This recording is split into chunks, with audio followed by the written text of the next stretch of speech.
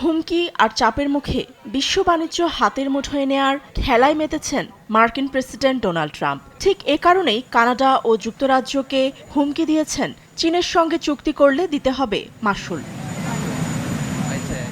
শনিবার ট্রাম্প সতর্ক করেছেন, কানাডা চীনের সঙ্গে বাণিজ্য চুক্তি করলে যুক্তরাষ্ট্র কঠিন জবাব দিতে বিলম্ব করবে না।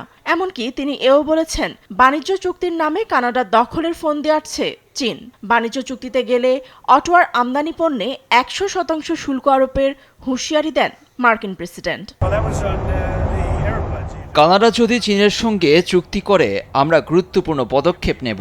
চীনের প্রেসিডেন্ট শি জিনপিং এর সঙ্গে আমাদের দুর্দান্ত সম্পর্ক বজায়ও থাকবে।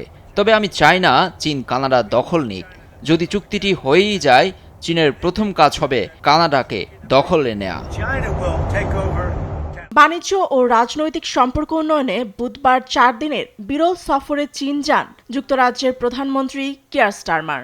চীনা প্রেসিডেন্ট শি জিনপিং এর সঙ্গে বৈঠকে একাধিক চুক্তি হয়েছে, যেখানে শুল্ক ছাড় ও ভিসামুক্ত ভ্রমণ ইস্যু প্রাধান্য পেয়েছে।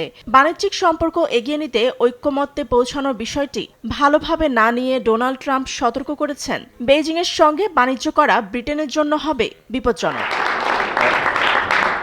ট্রাম্পের এমন দাবি প্রত্যাখ্যান করে স্টারমার বলেছেন, বেজিংয়ের সঙ্গে ব্যবসায়িক সম্পর্ক এড়িয়ে চলা ব্রিটেনের জন্য বোকামি।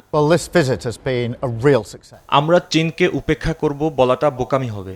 তা করলে চুক্তিতে জড়াতে অস্বীকৃতি জানানো একমাত্র দেশ হবে যুক্তরাজ্য, যা আমাদের জাতীয় স্বার্থের সঙ্গে সাংঘর্ষিক।